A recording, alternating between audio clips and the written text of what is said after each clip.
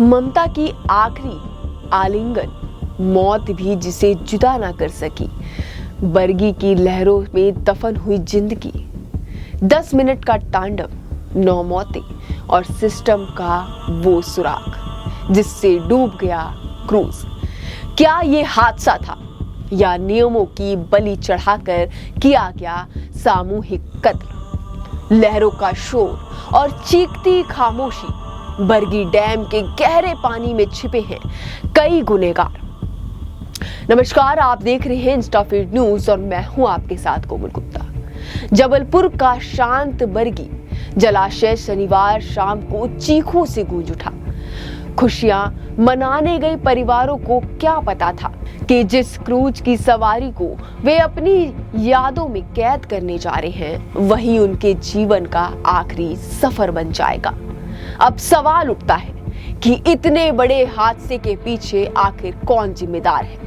क्या यह सिर्फ कुदरत का कहर था या फिर इंसानी लालच और लापरवाही ने मिलकर इस मौत के जाल को बुना था?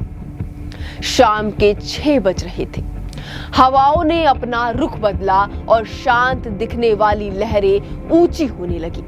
महज 10 मिनट, जी हां, सिर्फ 10 मिनट के भीतर मौत ने अपना घेरा कस लिया। जब लहरों ने क्रूज को अपनी चपेट में लेना शुरू किया, तब जाकर क्रू मेंबर्स की नींद टूटी।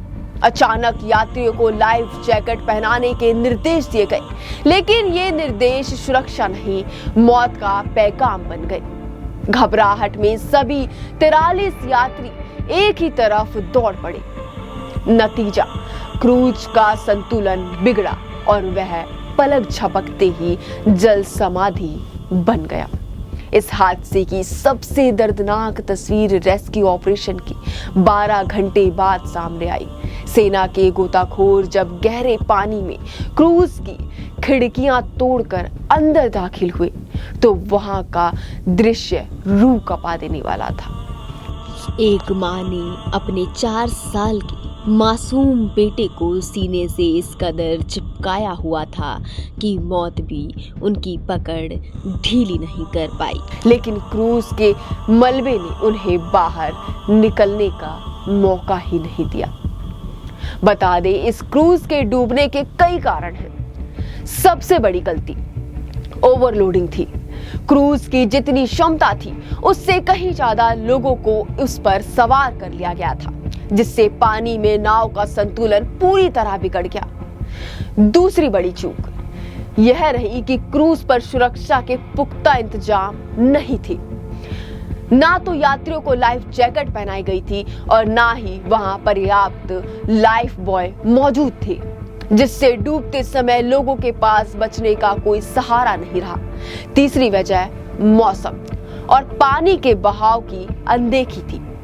नदी उफान पर थी और लहरें तेज थी, फिर भी लालच के चलते क्रूज को खतरनाक मोड़ तक ले जाया गया। चौथी बड़ी गलती स्टाफ की ट्रेनिंग की कमी रही। जैसे ही हादसा शुरू हुआ, कर्मचारी घबरा गए और यात्रियों को बचाने के बजाय अव्यवस्था फैल गई। अंत में प्रशासनिक लापरवाही सबसे अहम रही, क्योंकि बिना फिटनेस सर्टिफिकेट और सुरक्षा जांच के इतने पुराने क्रूज को नदी में चलाने की अनुमति आखिर किसने दी?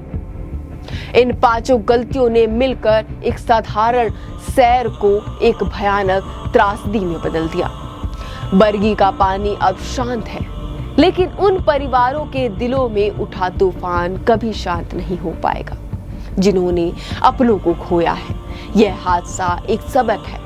अगर अब भी नियमों को कागजों से निकालकर हकीकत में लागू नहीं किया गया, तो पर्यटन के नाम पर ये मौत की नावें ऐसे ही निर्दोषों को निगलती रहेगी। फिलहाल अभी जांच जारी है, अभी काफी लोग लापता हैं और ऑपरेशन चल रहा है। लेकिन सवाल अभी वही कि आखिर इस हादसे का जिम्मेदार कौन है? आपको क्या लगता है? हमें कमेंट कर जरूर बताएं। फिलहाल के लिए इस खबर में इतना ही।